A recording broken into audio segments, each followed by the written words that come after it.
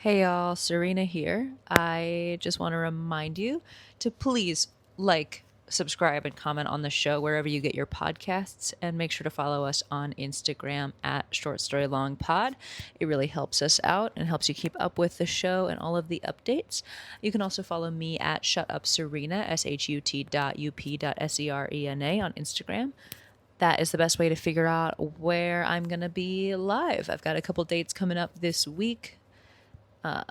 So if you're local to Austin, or if you want me to see me tour in your town, go ahead and follow me and follow the show. It really helps us out. Thanks so much. This is a great one. This one's really fun.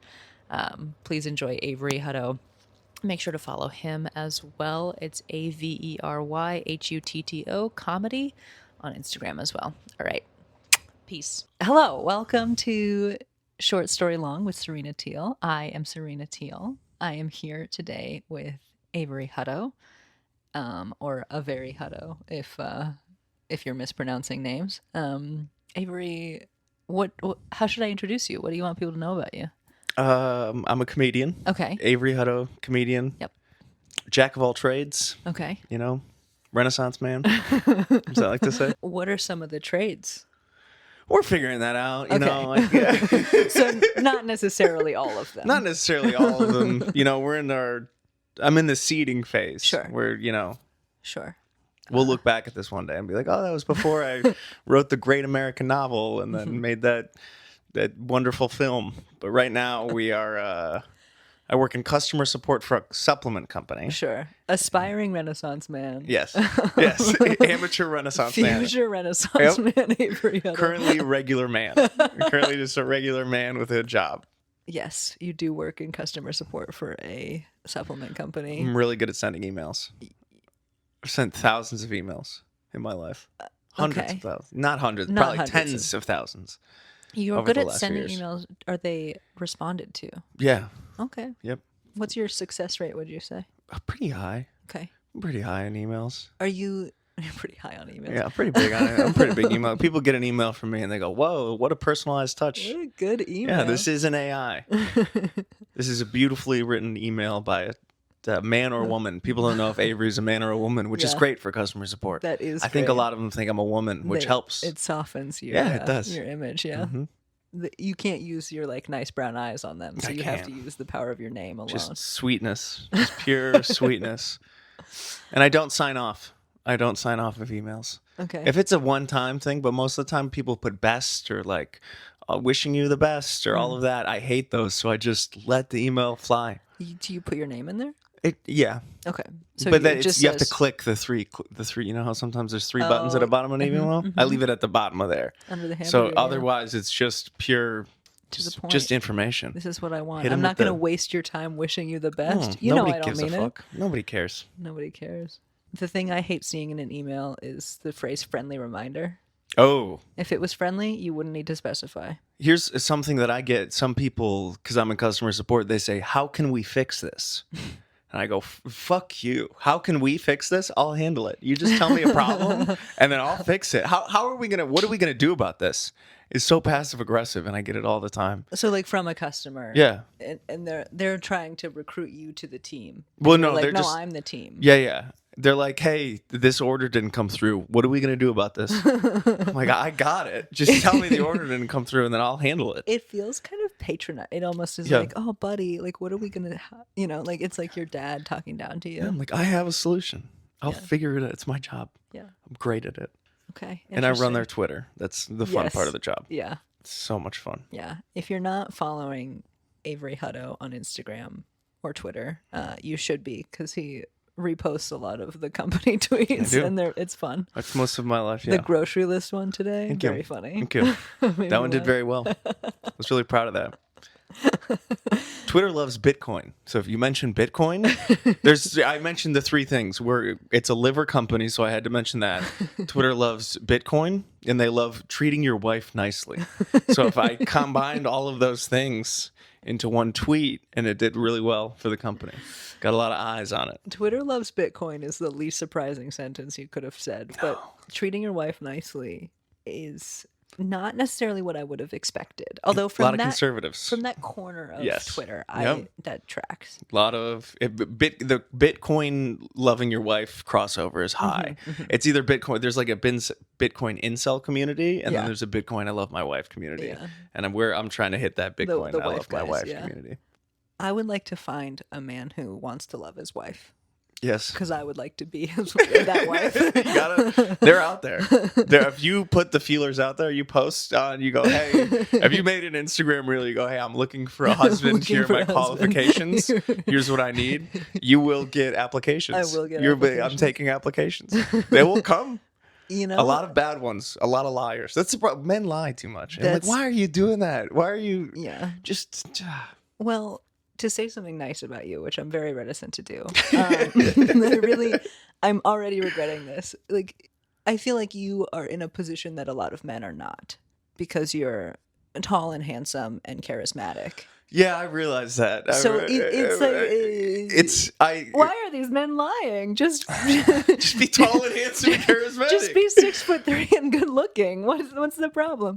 I every once in a while, I can't give my friends dating advice or anything Right. like that. It's just I sound like such an asshole. Yeah. I'm like, you just let the girls come to you. Why And don't they'll you do it. just be really, just like be open and be yourself, and then women will be attracted to you. They're like, no, that doesn't really work It's for not working most for me. guys. Well, It's like every so often I like get like on my high horse about not wearing a lot of makeup or not wearing any makeup, and then I'm like, oh yeah, but I look like this. You know what I mean? Like, yeah, you're pretty though. You don't Yeah. need to wear makeup. no, I know. That's Yeah. what I'm saying. Like, Yeah. Oh, you get away with not being able to wear makeup. yeah, like I'm Where like, other women, you're like, you should wear makeup. well, it's you have to. not that you have to, but it's I get why you do. it's like not fair for me to be like, oh my god, just don't wear makeup. You know, Just be naturally beautiful. Why don't you just be naturally? They're like, I look like an ogre. I have you can't." thought about just having bone structure and Yeah. striking eyes? Because that has It worked works. great for me. It Like- works.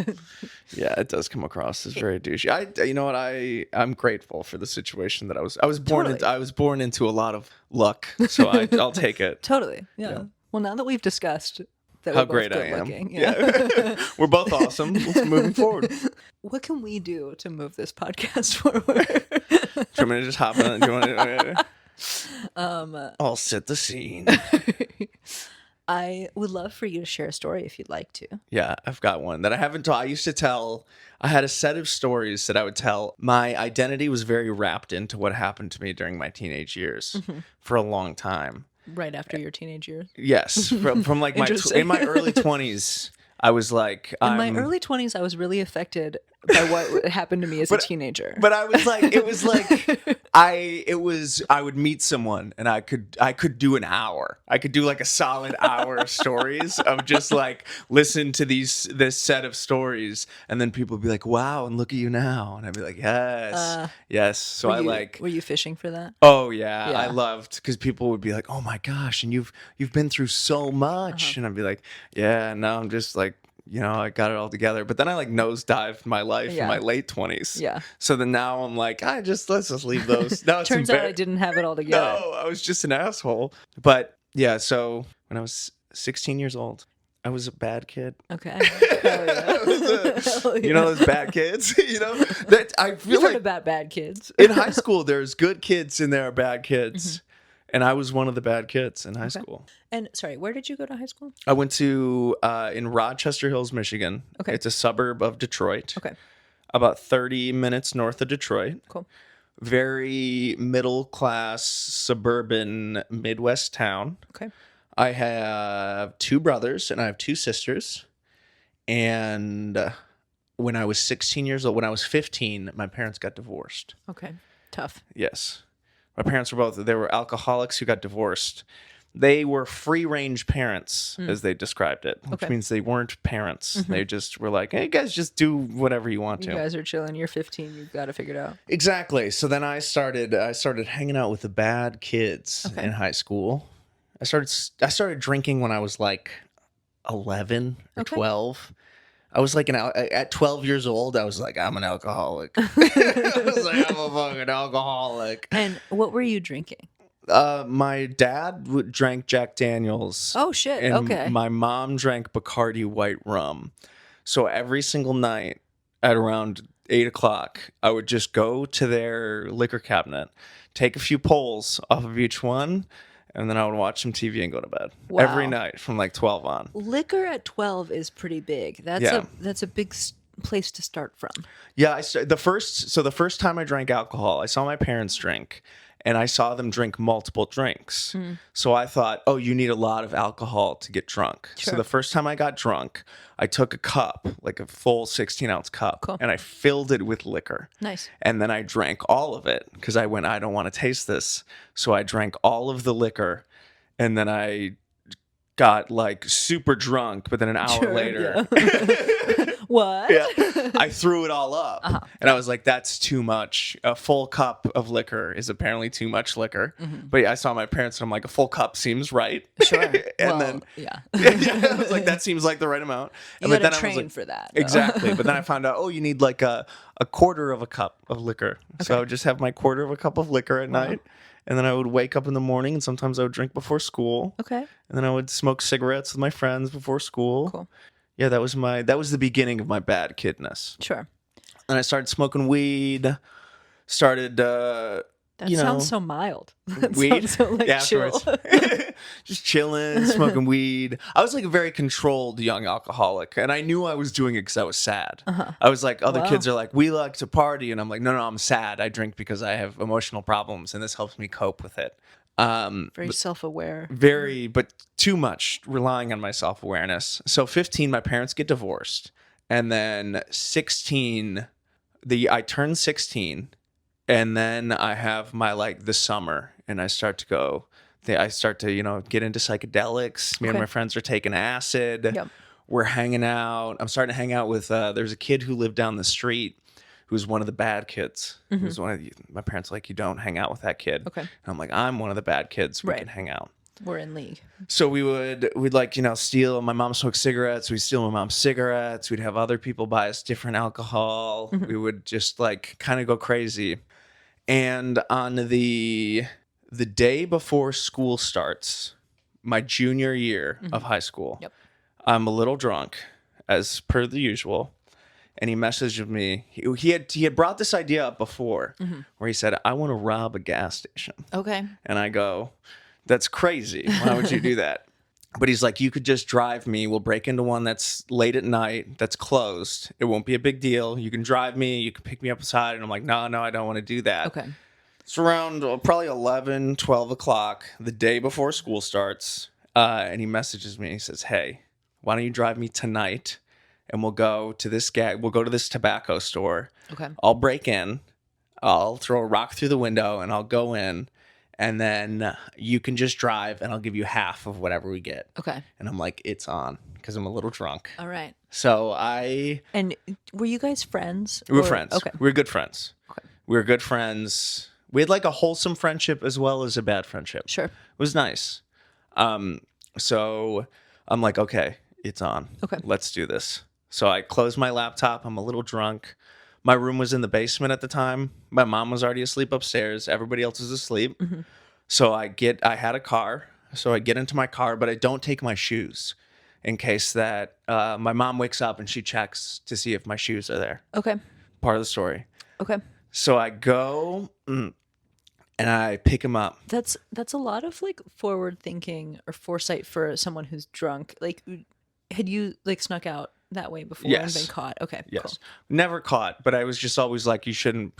Maybe I saw it at a TV show once where I was like, you don't bring your shoes. Okay. It's important to not bring your shoes. And at the time, just to note, you owned one pair of shoes. I own multiple shoes, but I had a pair of shoes that I was a one pair of shoes at a time type of guy. Okay. That's what was my life. All right. I wear one. It was really just, I could have brought shoes. It would have been fun. Shoes like girlfriends. You wear one, wear them out. Get one pair until they stop working anymore. Until the sole is gone. Yep. And then Go shoeless for a little while. Find a new pair. can't have My that. feet start bleeding. So I go and I pick him up Okay. and it's on, and we're listening to rap music because Yeah. I started listening to a lot of rap music this time.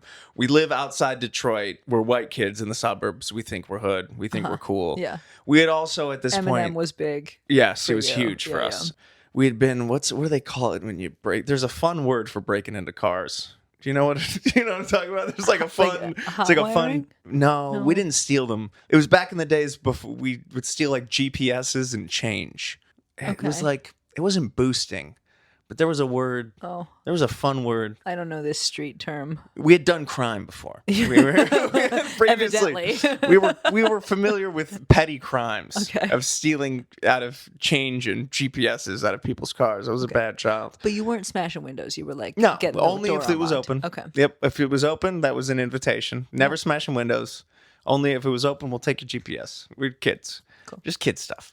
Just casual kid stuff. Just kids who really need to know where they're going. You know? Yep. Yeah. So many GPSs. What are you going to do with them? Sell them for like $10. There wasn't a big resale value Right, on buying GPSs Somebody from else's GPS. 16-year-old kids. So I pick them up and we drive around and we go and we stop and we get a big rock. Because first step is to get a big rock. Okay. Yeah, I like that you needed to bring it with you. We had to, yes. So we're ready. Sure. We couldn't find a rock outside the store. We had Well, to have a pre-rock. We had a good also- throwing rock for going through the window. It doesn't leave it up to chance, right? Like, because if you don't then have a good rock, then you're just like Fuck. outside a gas station at midnight with your dick in your embarrassing. hand. Yeah, exactly. That's fucking. Can't So have that. we get a big rock and then we're driving around and we go to like a tobacco store and we get there. But there's bars on the tobacco store. Yeah. There's like, it's glass, but then there are bars. So then it's like, fuck. They saw you coming. They've probably been through this before. So then it's like, fuck. And I'm like, I guess we don't do it. And he's like, you know what? Let's look for other places. Let's see. We're in it already. Crime was higher on his to-do list than this specific crime. Exactly. Yeah. He was open to any crime. Yeah. It wasn't a specific, there was no staked out A crime. particular hankering for crime. Yes. Yeah. So then we keep driving and we find there's a gas station. It's probably like 1 a.m. at this point. We don't have masks or anything, by the way. We don't have any preparatory tools outside of a garbage bag And the rock. and a rock. We have a garbage bag and a rock, and I don't have shoes on. And no shoes. Set the scene. So we go. There's a gas station, and it's right next to a McDonald's, and there's a side street behind it. Okay. So we see this gas station. And he goes, "That's the one. That's the gas station." Okay. He goes, "You're gonna drop me off here, and I will meet you back around at the side street. And Okay. then you just drop me off. You meet me in the side street. We're good. We're gonna go. It's gonna be fine. Okay. I'm gonna break in." So I drop him off. And do you know like what he was on at this point? Like had he had taken anything? I'm gonna guess this was the days of cough syrup. So I'm gonna guess Oh, shit. probably cough A syrup. little perp. Okay. Yes, probably corticetin or triple C's, as they were called. That's what we called them. Okay. So probably dimethyltryptamine, Okay. I think is the proper term for it. No, that's DMT, dimethyl something. There's Okay. one dimethyl that's in cough syrup. So he's cough syruped up. I'm fucking drunk, and we're driving. Yeah. And he sees it. I drop him off. He goes, "We're gonna meet behind here. You just drop me off, and you'll meet behind here." Okay. So I drop him off. He runs up with the rock. I don't see him. I go back to the side street, and I'm waiting, and I'm waiting, and I'm waiting, and it just takes too long. And I'm like, fuck, something's gone wrong. Yeah, of course. Yeah. So then I pull back around and I park in the McDonald's, which is right next to the gas station. And I'm like, I see the window's broken into the gas station. And then I see him running out, and he's got a bag full of goods. And he's like, "All right, let's go." And then I'm drunk, and I'm like, I'm going to go in. So I'm like, No! I was like, I'm here for crime. Let's do crime. Okay. So that This takes a turn now It because does. now you're stupid. yes. Before I was an accomplice, and now I'm like, I love crime. He got out of there. He did. We were fine. But it's kind of. So I then God, I'm furious at you. Okay. I'm shoeless. Remember this. I do not have shoes on. And there is broken glass There's on broken this floor. glass everywhere. You're I'm gonna not John thinking McClane about yourself. this. Fine. God damn it. I then go into the door. I'm not conscious that I'm stepping on broken glass. Cool. I go into the door. I go behind the counter. I have a bag, stealing cigarettes. We're stealing cough syrup. He's waiting in the car. So we're stealing cigarettes, stealing cough syrup. I run out. I don't remember this part, but we find out later from the police that I go back in a second time. I bring one bag out. I go back. I grab another bag. I go back in the gas station. This is, and then I come back out, and then we drive off. And we're listening to, I can remember it very vividly, Hail Mary by Tupac. Okay. And we're feeling cool. Well, sure. Some questions. Yeah. Cash. Did you get any of the cash? Didn't even try. Okay, cool. No effort for cash. So it was This is like a cigarette endeavor. cigarettes, cough syrup, Maybe some candy. candy was what I was going to ask. Yep. And then when you're back in the car, now are you aware that your feet are bleeding? Nope. Cool. Feet are bleeding, though. Definitely bleeding. You waking up to blood. There's pieces of glass in my feet. No, for sure. Yeah, there's big pieces of glass in my sure. feet. Do you have scars? He's checking. Not anymore. Dogs are no, out. there was Okay. one that was there for a long time, Okay. but not anymore. So then we leave. And he's driving now. I'm still driving. Oh, okay. He just waits in the passenger. I hop in. We're driving. I drop him off. I go home. I go to bed, flying high. And then I immediately wake up in the morning and go, oh, fuck. Oh, fuck. What the fuck did I just do? Yeah. And then it's the first day of school. Oh my God. It's the first day of school. Okay. So then I go into school. Wait, I'm sorry. Yeah. Bloody tracks all over your house? I don't know. I don't remember. There's not blood.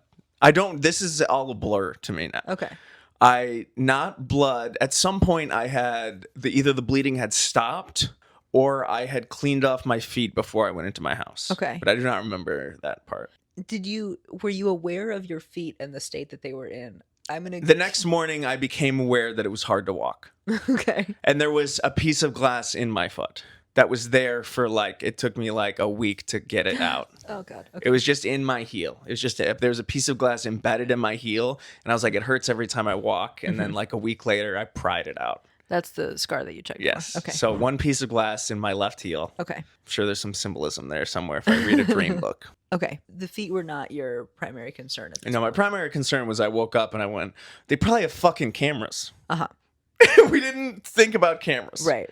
It's a gas station. Yeah. There's cameras everywhere. They certainly have cameras. It's a gas station pretty close to my house. Yeah. Not very far. No. 2 miles from my house. Likely staffed by at least one person who goes to your high school. It was owned by nobody from my high school, but it was the gas station that all of the high schoolers went to. Right. So I wake up, I drive him to school that morning. Okay. He throws up on the way because he's drank so much cough syrup. Cool. He got a lot. He got a lot of cough syrup. He's throwing up. He's showing up to work or not to school fucked up. Cough syrup is a depressant, right? It's like a I think it's psychedelic in a way. The DMX Oh, weird. Okay. is like it's like whoa, it makes you wonky. Okay. But it's something. But it's not speed. No, it's not Okay. speedy. They make meth out of it, Right. but it's more of like wonky. Interesting. Yeah, Okay. it makes you very wonky. So then I go to school and I drive him. I'm fucked. I'm completely fucked. Yeah. And he's like, we're fine. And then we get to school, and of course, everybody's like, did you hear somebody broke into the gas station? I'm like, oh, fuck. No, that's wild. Oh, fuck. Who would do something so stupid with all those cameras everywhere? Later that day, there are pictures of us. They don't know it's us yet, but there's pictures of two people up in the gas station, on the news, all around town. Word is out around town.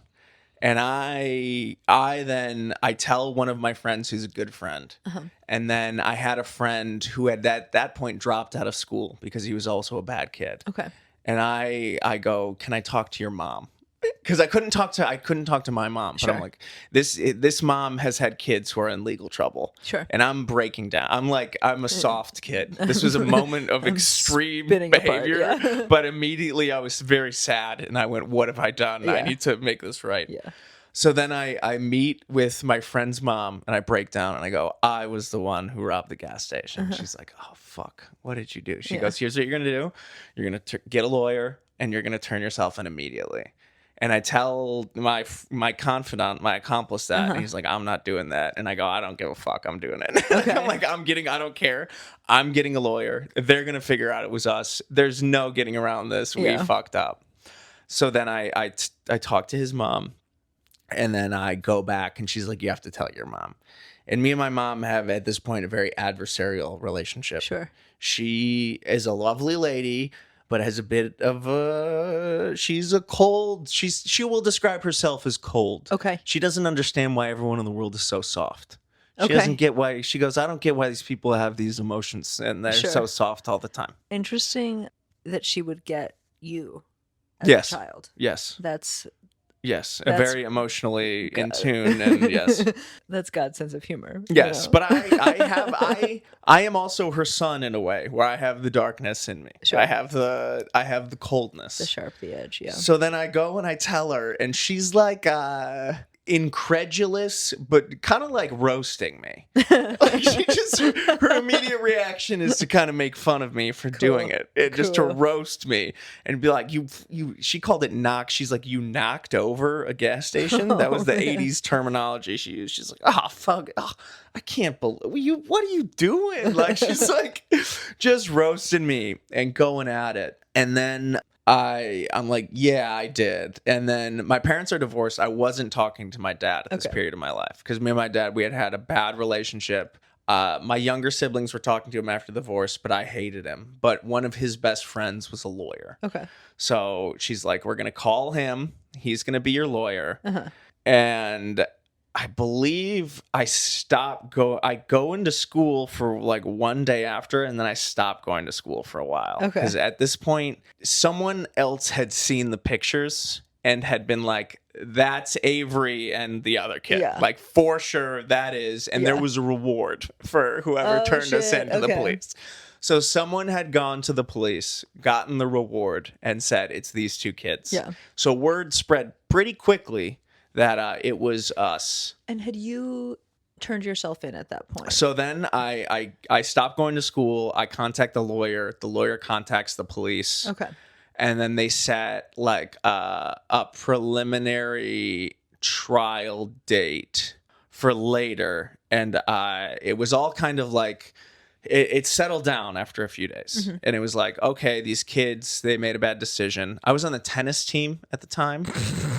I couldn't play tennis for a while. Oh no. My tennis coach was a youth pastor, and he took me aside. Oh my God. You're not playing into your own bad kid image right now. No, so here's the thing. The other kid, they were like, I mean, we get it out of him. Everybody got it out of him, but for me, they were like, we need to save this one. We need to save. This is you clearly made a mistake. They were like, that kid obviously he fucks up sometimes. But like he was a fuck up. They knew the two of you were friends. Like you guys were. We were friends together. Yes. Yeah. But even I've always gotten the benefit of the doubt. Sure. No matter what, people they're like, oh, what a baby face, angel sweet, face, yeah, young boy. So then I go. They set a trial date later, and then I just start going to school again, and everybody's like, "What the fuck? Like what?" So you just roll into school. Like I just start showing back up to school, and Monday like, morning in November sometime, and you're just. Like, it was probably like 2 weeks later. Oh, okay. It was like a couple weeks later, and they're like, "What the you robbed the gas station?" I go, yeah. It's dumb. I don't really. And then like all my teachers talked to me, and then we didn't end up going before a judge. We went before like whatever preliminary person hearing, and I sit down and I'm crying and I'm like, I'm so sorry. Like I made this mistake. And I was drunk. Yeah, but I didn't say that because I didn't want to get a drunk driving charge. Sure. So I couldn't say that I was drunk. That's funny. Hopefully, statute of limitations. The judge was like, you were drunk too. Because they kept being like, "Were you drunk? Were you drunk?" And I was like, "No," because I felt like if I admitted that I was drinking, then they would get me for drunk driving. Sure.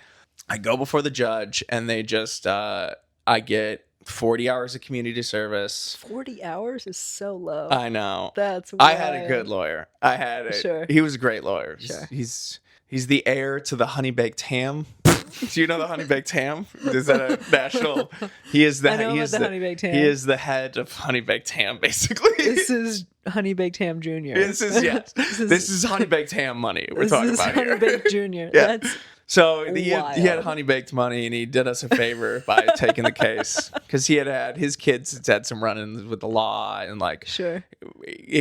He was friends with my dad. He's doing my dad a favor, even though I wasn't talking to him. So then I just get probation, and then I just keep going to school. But then everyone is like, I'm an enigma to the school because Totally. teachers liked me. Yeah. But I was like sassy sometimes. But they're like, this kid's got potential. Yeah. And then I eventually ended up dropping out of school 2 months later. Oh, okay. Almost unrelated. Unrelated. Unrelated. I drop out of school 2 months later. But like I start at this point, then That's what some of us would call a pattern. I just want. There was a pattern because then here's the thing. I was smoking weed all the time. Right. But when you're on probation, you can't smoke weed. So then I started to get real anxious. And then I was like uncomfortable all the time. Sure. So that's when I started like doing harder drugs. You got a little squirrely. I started doing harder drugs. And then I started drinking more because I could drink. And then I would do like acid because anything that didn't show up on a drug test, I would do. Sure. And these were the spice days, fake weed days. So I was smoking fake weed. I was doing hard drugs. And then I would go to school and then I would just leave. I would just be in school and I'd be like, you know, in a dream when you have like an important test and you're like, oh, fuck, I didn't study for the test. I have those dreams and I leave every time. I have a dream where they go, oh, no, you didn't finish your schoolwork. And I'm like, out the door. I just leave. Just walk out. So I just start leaving school and like just going to the movies and stuff and like hanging out. Well, I guess if you're like doing acid and stuff too, you would be like, oh, this is just not important. Like, I'm just like not bound by this, right? Like, I was like, no, if I walk out the door, no one stops me. right. I would just be like, there's a door. I'm in here. I don't like being in here. There's a door right there. I can walk outside the door and feel better. Yeah. So I just started leaving. And then a couple months later, I'm hanging out with the worst kids, arguably. Okay. I'm now with the worst of the kids. Okay. And we're doing hard drugs in a basement. Hell yeah. Are you still friends with the guy? I'm still the guy now. The accomplice guy, were you still friends with him at that time? They split us up. And Okay. we see each other every once in a while, but there's now a rift between us where we're not allowed to be seen together. Sure. So then I start hanging out with worse kids. I'm still seeing that guy every once in a while, but we have now a distance between us. And then one day, I did a lot of drinking and driving as a youth. I drive my friend home. I'm driving another friend home. It's 1 a.m. Yellow light up ahead. I blow through it. And I'm on probation. I get pulled over. Oh no. So I'm pulled over. The cop walks up crying. Just so much crying. And I'm like, I fucking ruined my life. Now I got a free pass where I robbed this gas station, and now I've absolutely fucked myself because now I'm about to get a drunk driving charge. I'm 16 years old. I'm going to juvie. Right. It's all over. Right. Cop pulls me over, says, "Can you get out of the car? Have you been drinking?" I just go, "Yeah. I had a few drinks hours ago." I don't know if I explained the situation that I'm on probation. And he goes, "Do you have anything illegal on you?" And I say no. And he pats me down, and I have fake weed spice in my pocket. He's like, why are you doing this to me? And I'm like, it's technically legal. It's like, technically. He's like, you're 16 years old.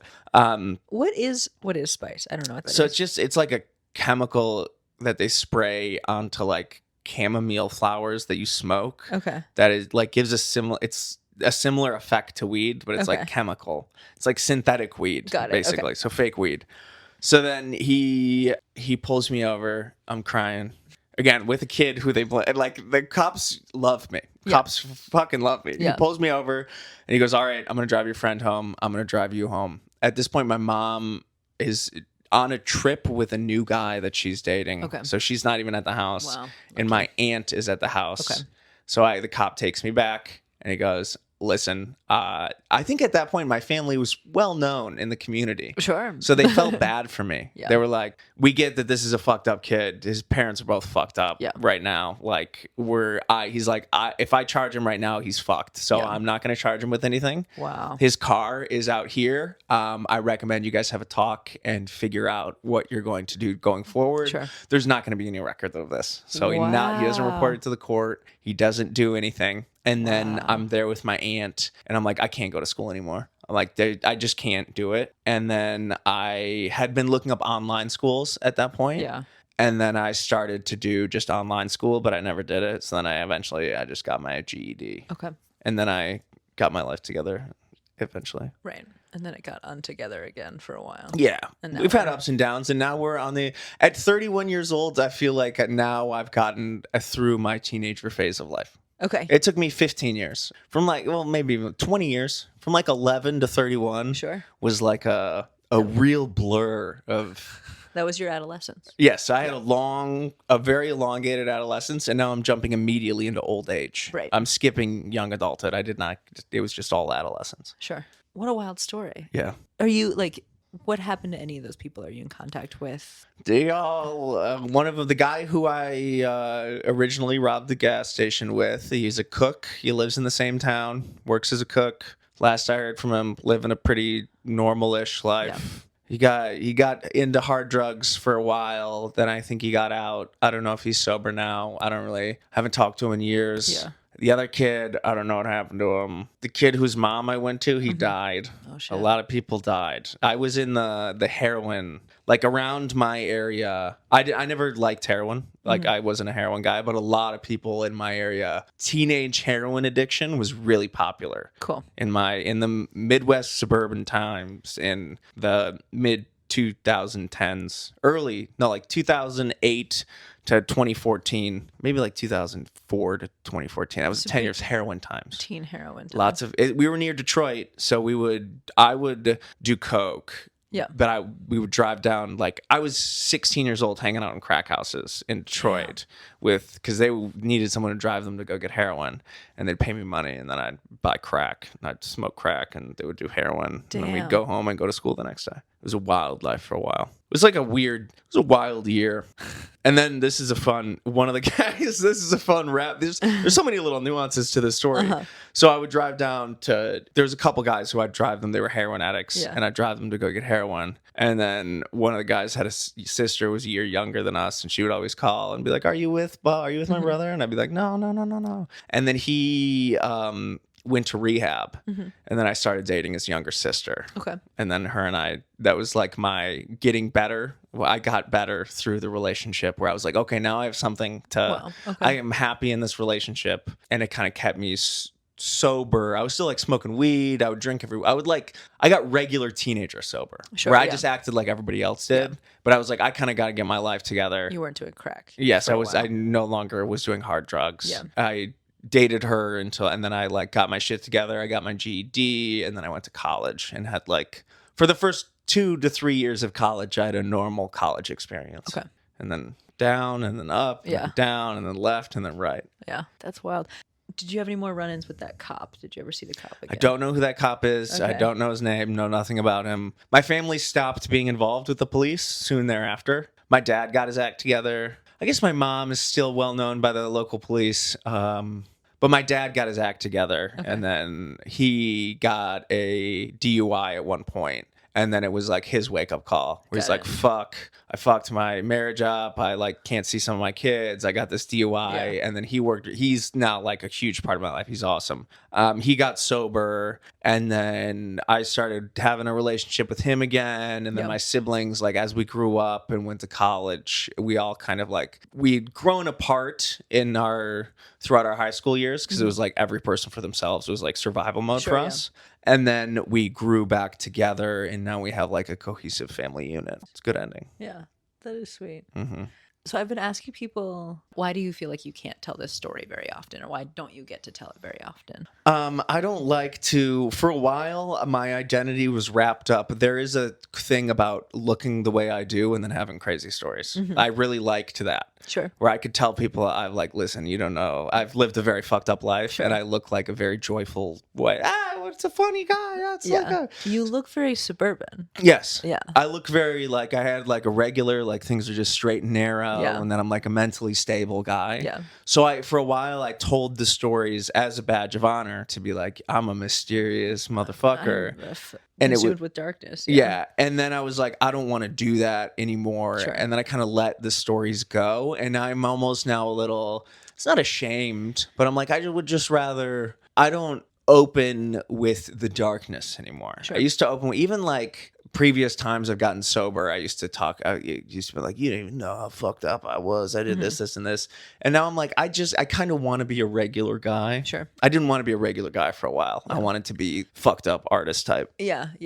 Like clinging to that identity. Yes. Yeah. And now I've let the crime-ridden, traumatized 16-year-old, he's been healed in a way, and he's gone away. Yeah. But before, he needed to talk all the time and Sure. tell everybody and get attention. And now I'm like, you're in the past now. Do you feel like you were leading with the darkness as a way to like still get to feel like you were sort of like on the edge in that way? Like you still kind of got to feel like your drug using self even while you were like not actually using drugs. Yeah. It Yeah.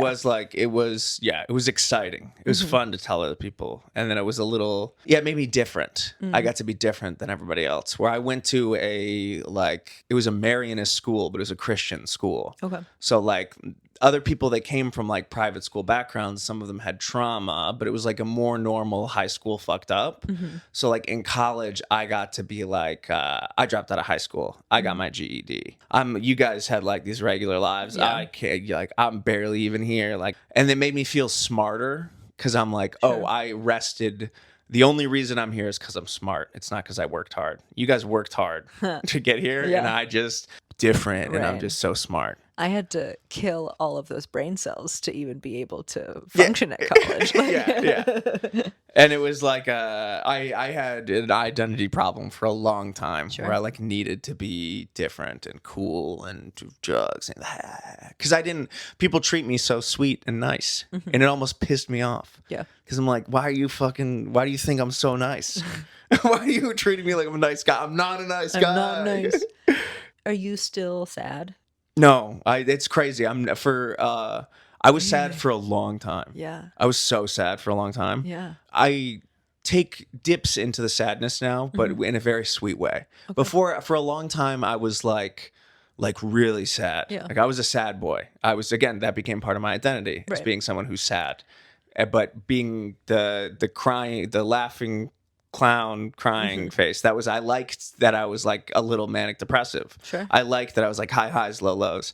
And now I've done so much work in like therapy and like just personal growth to where I'm like even keeled more now. Yeah. And it's an adjustment. I'm still like adjusting to it, but I'm not sad. It's interesting. I never thought I'd not be sad. But Yeah. I'm not sad. I didn't like being alive for a long time. Sure. I would do it. I was like, I'm going to do it because you have to. And I love my family and I like my friends and I don't want to do anything to make them sad. But I was like, life was a burden for a really long time Sure. where I'm like, you just have to fucking do it. White knuckle And it. everything sucks and everything's boring.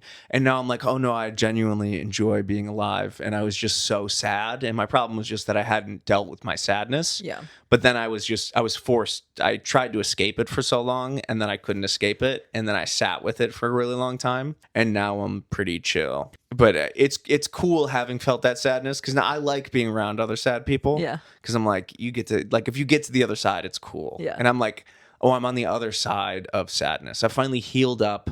I still have like wounds and trauma and stuff, but very minuscule compared to what I was dealing before. Sure. I thought of another question, Yeah. but I don't remember what it was. Okay. You just sit here Yeah, quietly. I get to hear and sit in the sadness. Do you feel like it's related to what you're talking about with like wanting to be different from everybody else? Mm-hmm. Do you feel like that impulse has gone away? Do you still feel the need to demonstrate that you are unlike others? No, this is gonna sound so douchey. Now I know I'm different than everybody else, Sure, and I okay. don't have to prove it. Yeah. Now I know that I'm not even different. Like a lot of people, there's a distribution of a mental state. Sure. And there's more normal mental states, and there's ones that are closer to an edge where there are less people. Like there's lots of people like me in the world, but there's less of us than a more normal. Sure. So I'm like, You're on one end of so I'm the like, curve, oh, yeah. I'm just on this end of the bell curve. And I don't need to prove that to anyone else anymore. And I'm like, yeah, before I thought I wouldn't want to do any, like I thought having something to prove was the driving factor of me doing things in life. Mm-hmm. And I never got anywhere because I would like have all of this pent up frustration, and I would be like, I want to make things, I want to do stuff with my life, but it was so much pent up that I couldn't actually do anything. Yeah.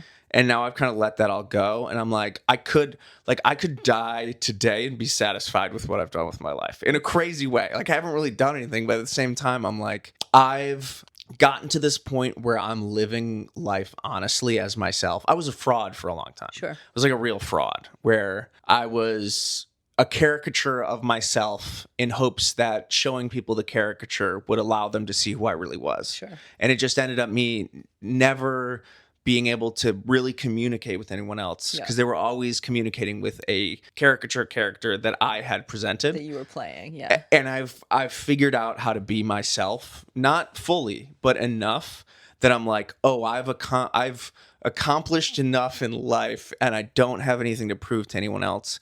And I'm also just confident that I will one day make a piece of art that instead of like making my persona into a piece of art, I'm like, I think I can make a piece of art that allows people to see the thing that I've been trying to communicate to them for a really long time. Sure. It's like I have something I want to show people really bad, and I haven't been able to show them. And I've been trying to tell people. I've been like, listen to this thing I have to show you. Yeah. And they go, you're crazy. And I go, no, I can't say it with words. And then they're like, show us somewhere else. And I'm like, I can't do it. But now I'm like, I think there's a way that I can make something and show it to them, and they'll look at it and they'll go, oh, I see. I get it. Yeah, yeah. And I go, that's all I've been trying to tell people. Yeah. So now I have this new goal of like making a thing that just, I think that's why art's cool. You put a feeling into thing, and then other people look at it and they go, now I feel this feeling. No, I and I go, I've been understand. desperate to communicate this feeling to other people, and I haven't been able to do it. So now I'm like, that's my new goal, I've finally found a good amount of peace living in my own skin. And now that I have peace in my own skin, I can begin to do the work that I feel like I'm here to do when worth. I'm very like purpose driven. Like the world is a metaphysical dream, and everybody has a purpose and a goal, and there's something everybody should be doing. And now I'm like, I think I have a better idea of what that thing is. And now I'm on solid ground and I can actually do it. Whereas before I thought, in order to be on solid ground, I have to do this thing. I flipped it, and now I'm like, first things first, survival, being okay with myself. Now I can do work and I can try to contribute to the world. Renaissance man. Future Renaissance man. Future Renaissance. Yes. Aspiring Renaissance. Aspiring Renaissance man. When you felt like you were performing as a caricature of yourself, Yes. did you feel angry with people for believing that caricature, or like falling for it, or interacting with you as though you were that person? I lost respect for them. Yeah. Yeah. Yeah. I lost because there were other people who didn't, who saw through me. Like there's certain people close to me in my life, and those were the true connections I had through the ups and downs, where I'm like, oh, you know me from me. But then it was like I almost resented those people as well, because then I couldn't bullshit them. Right. So it was like I either wanted to be fake, or I didn't want to be around the people who truly saw me, because I hated them. Because that's very vulnerable. Yes. Yeah. Because of that, I'm like, you that. see through my bullshit. Yeah. Or the times where you're with one of those, like both of those people at the same time, and you're like fractured. Yeah. Because you're like, you guys know two different versions of me. Yeah. And now I'm split here, and it sucks. So you and I have like pretty much opposite relationship history. Like I am almost never in a relationship, and I'm very, very hesitant, very cagey about that. Yeah. Because I feel like anytime like a man is interested in me, I feel like I want to like punish him for being so stupid as to like me. Yeah. Because I'm like, can't you tell that this is just like an act, you know? Like, can't you tell that this is all just like a facade? Yeah. How embarrassing for you that you are interested in this. And like, I get but it's the same thing, like just completely losing respect for, like, I will like court someone's attention until I have it, and then I'm like, that sucks that worked. That's embarrassing for you. Well, then that you know that's not the right person. You need to court someone's attention and then to not give it to you. Right. But then the person who actually sees you for who you are just goes, "Why are you doing that?" And then they don't want to talk to you because they're like you're just performing. So you don't get the people you want nor don't want at the same time. Well, and it's a perfect situation. That means that I never actually have to try. Yes. and which means that I can't fail because But that means you just be sad and lonely. It's like if Shut up. and you just be. It's like you have to decide. Loneliness has to be worse than vulnerability, and if it's not there yet, it'll just keep getting worse until it is. Yeah. And eventually you run out of time. Eventually it'll crack. Yeah. Yeah, and then maybe it's like I would do that sooner than later. I would get on that sooner than later because as the second you do, you'll go, I wish I would have done this before. Yeah. Because then you actually meet someone, you go, oh wow. I'm super like superstitious and spiritual with it, and I'm like the second you're ready for the person who's supposed to be in your life, they'll show up. Like it'll just happen. Yeah. And that's like because I couldn't be in this relationship that I'm in now as the person I was before. Sure. And I'm like looking back at my past relationships and I'm like, wow, they really sucked. Sure. Like they were so bad. Well, but when you were in them, you believed that they were good. But there's also my conscience was always speaking.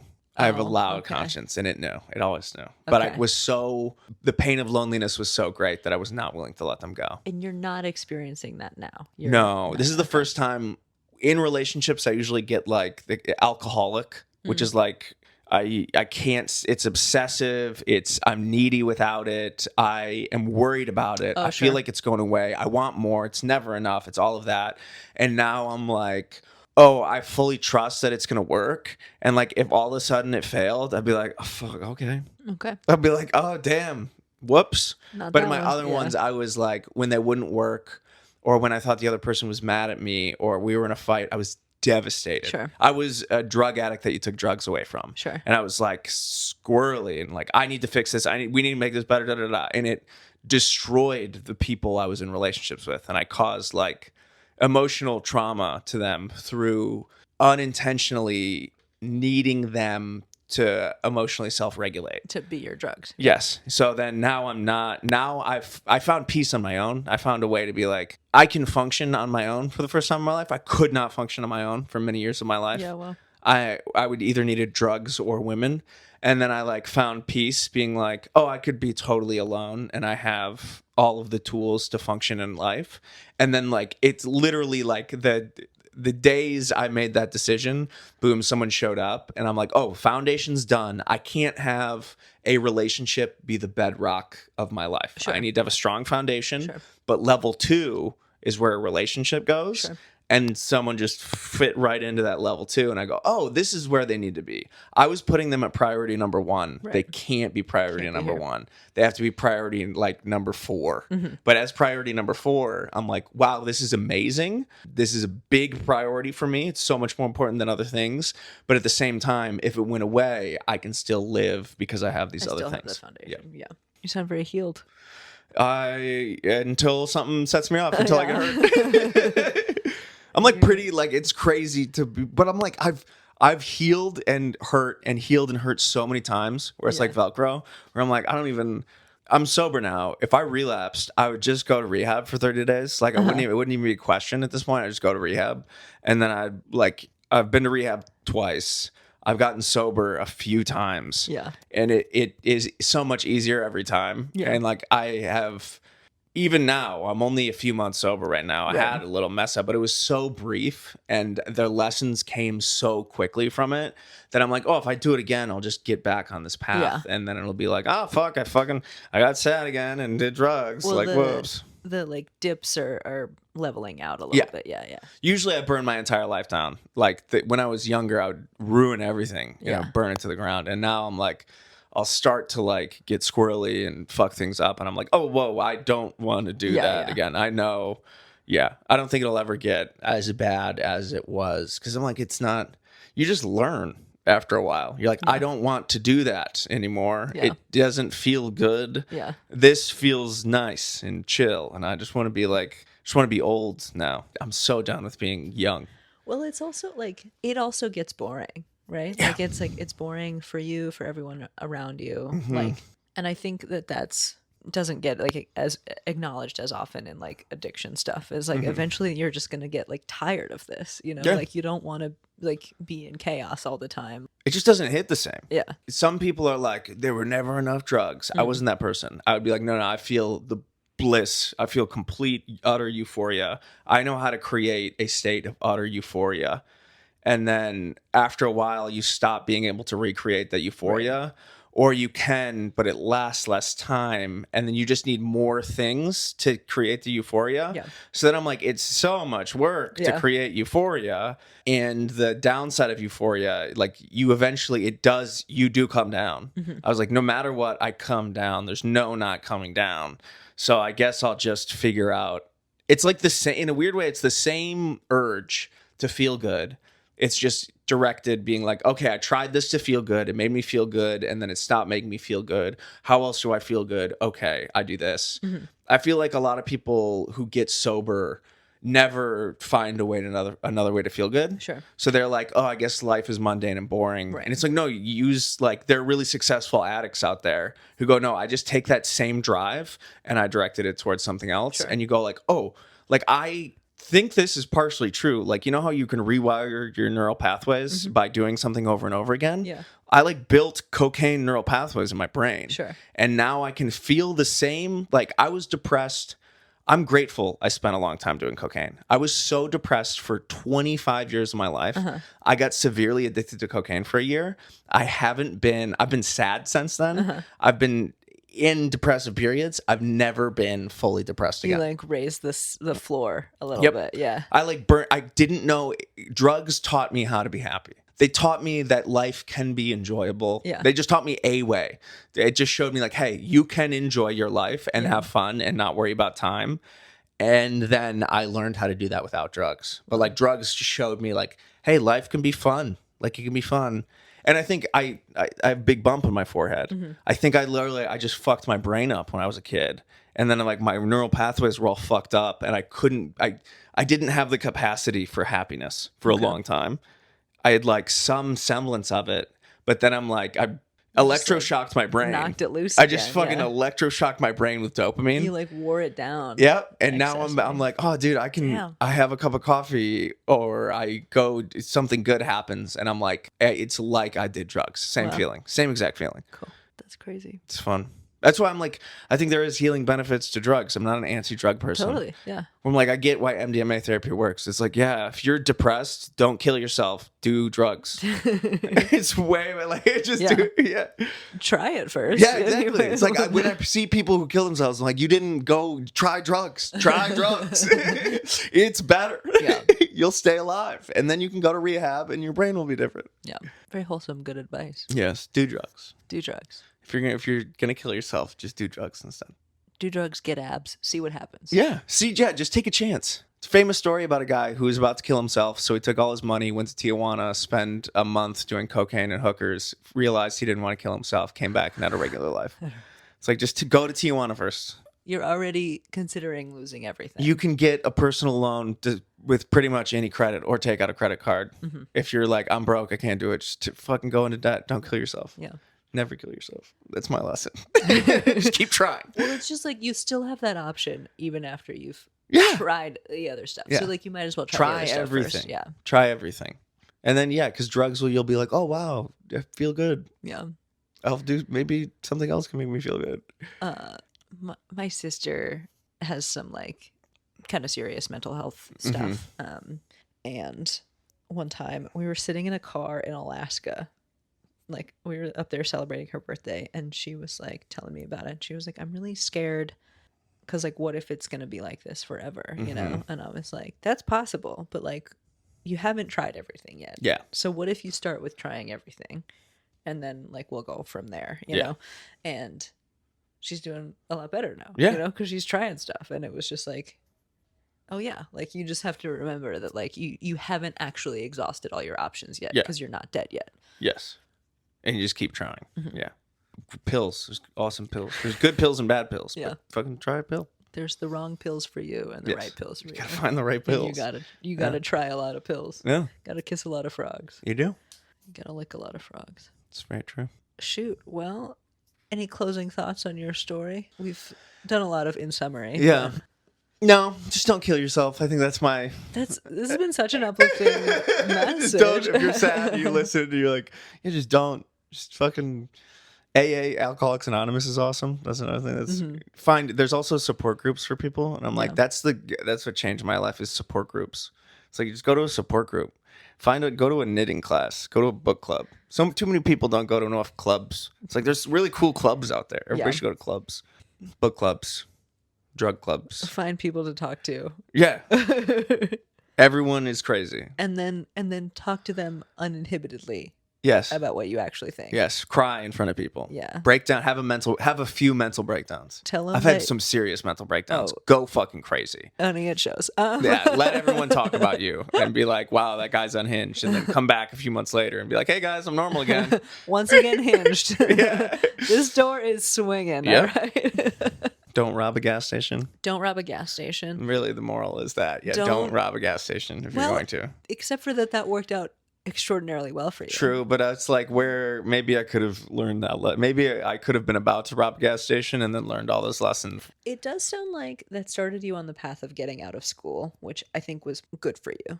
Well, unless I could have, I think I use that as an excuse a lot. Sure. Where I'm like, no, all these bad things needed to happen to me. And it's like, the bad things taught me lessons. Sure. You don't have to do bad things to learn lessons. You're either going to learn, I like this quote, you can either learn through experience or wisdom. You can either learn through an experience or you can learn and trust someone else when they tell you. Sure. I learned a lot through experience.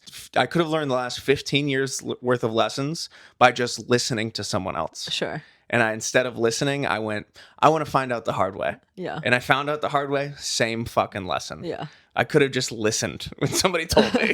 But instead, I'm like, I don't believe you. I need to figure it out. And now I'm good at learning through wisdom because I'm like, oh, I'll just trust you. Because you have that when someone tells you something, you're usually like, that seems true, but I'm going to do something else instead. Yeah. And it's like now whenever that comes up, I don't do the thing. Right. I'm like, nah, okay, I'm just going to trust you. Fair enough, and then it's a little while later and you're like, oh, you were right. You were right. I didn't need to do that. It's like either way, you're going to figure it out. It's like, do you want to do it painfully or do you want to do it chill? Now I'm like, I'll just listen to other people. I'll just do it chill. Yeah. Wow. It's a good podcast. Yeah, I think that's what I need. Yeah. Where can people find you? Yes, Avery Hutto Comedy, Instagram, YouTube, and TikTok. And that is AveryHutto Comedy. Yes. And I am Serena Teal. You can find me on Instagram at shutupserena, shut.up.serena. This has been Short Story Long. Thanks for coming by. Have a great night. Love you.